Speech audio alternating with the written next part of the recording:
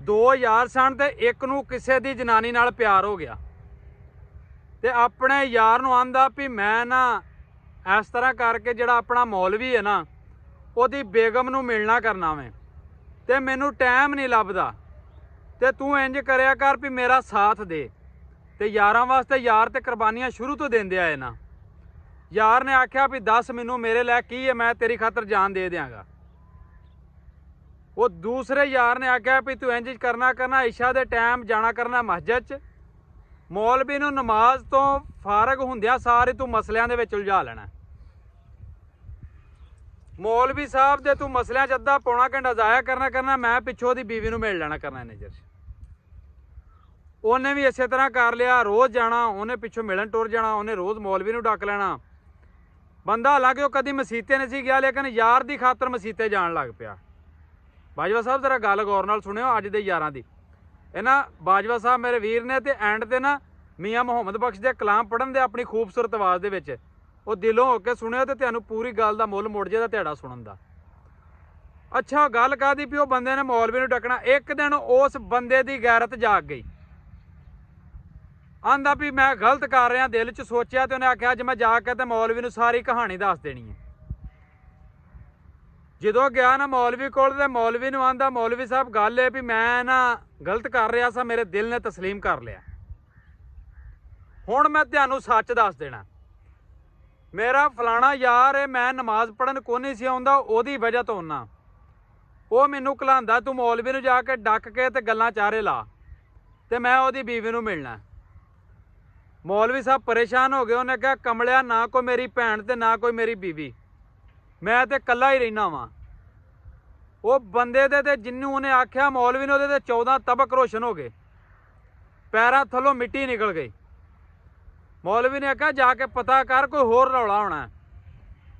वो बंदा भज पिया, जो भज्या तो अपने घर ही उहदे रौला सी, उहदा यार उत्थे ही नमक हरामी कर रहा सी उहदे घर दे विच। जाके उन्हें मौका तो फड़ लिया।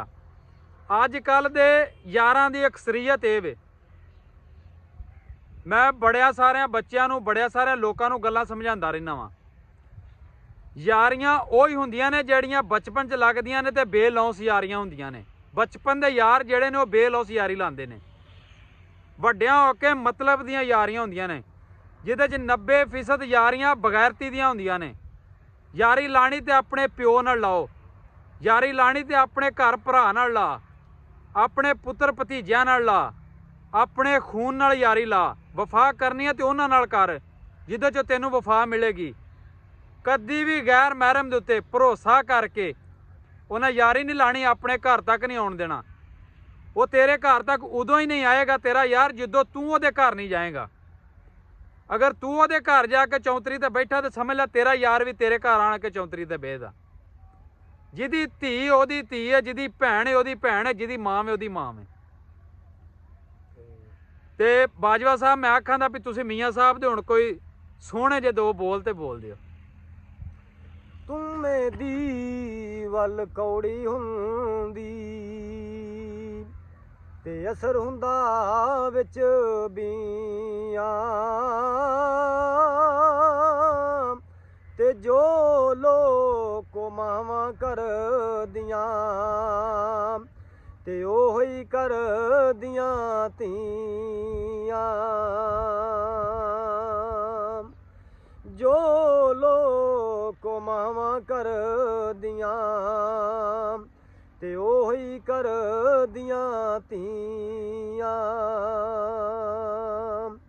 ते नीचां दी उशनाई कोलों आते फैज किसे नहीं जे पाया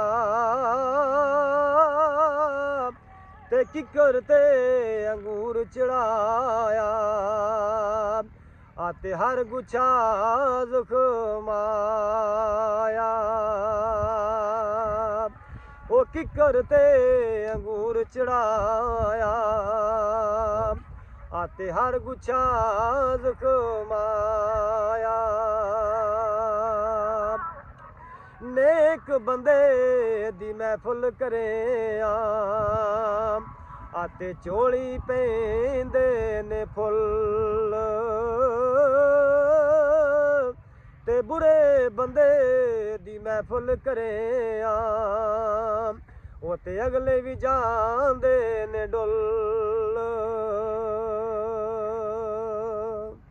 ਬਾਜਵਾ ਸਾਹਿਬ ਨੇ ਥੋੜ੍ਹਿਆਂ ਜਿਹੇ ਲਫ਼ਜ਼ਾਂ ਦੇ ਵਿੱਚ ਦਰਿਆ ਕੂਜ਼ੇ ਦੇ ਵਿੱਚ ਬੰਦ ਕਰ ਦਿੱਤਾ, ਪਰ ਇਹਨਾਂ ਲਫ਼ਜ਼ਾਂ ਦੀ ਕਦਰ ਉਹਨੂੰ ਹੀ ਹੋਣੀ ਹੈ ਜਿਹੜਾ ਸਮਝਦਾਰ ਹੈ। ਬੇਵਕੂਫ ਬੰਦੇ ਦੇ ਤੇ ਗੱਲ ਜਿੱਡੀ ਮਰਜ਼ੀ ਸੁਣਾ ਲਓ, ਜਿੱਡੀ ਮਰਜ਼ੀ ਦਲੀਲ ਪੇਸ਼ ਕਰ ਦਿਓ, ਮਿਸਾਲ ਪੇਸ਼ ਕਰ ਦਿਓ, ਉਹਦੇ ਸਿਰ ਦੇ ਉੱਤੋਂ ਲੰਘ ਜਾਂਦੀ ਹੈ। ਤੇ ਬਾਜਵਾ ਸਾਹਿਬ ਤੁਹਾਡਿਆਂ ਬੋਲਾਂ ਦੀ ਕੋਈ ਕੀਮਤ ਹੀ ਕੋਈ ਨਹੀਂ। ਮੇਰੀ ਆਪਣੀ ਗੱਲ ਨਾਲੋਂ ਤੁਹਾਡਿਆਂ ਬੋਲਾਂ ਦਾ ਮੈਨੂੰ ਮਜ਼ਾ ਜ਼ਿਆਦਾ ਆਇਆ। ਬਾਕੀ ਮੇਰੀ ਦੁਆ ਹੈ ਕਿ ਮੇਰੇ ਵੇਖਣ ਵਾਲੇ ਵੀ ਖੁਸ਼ ਰਹਿਣ, ਹਮੇਸ਼ਾ ਹੱਸਦੇ ਰਹੋ। ਬਾਜਵਾ ਸਾਹਿਬ ਤੁਸੀਂ ਵੀ ਵਸਦੇ ਰਹੋ।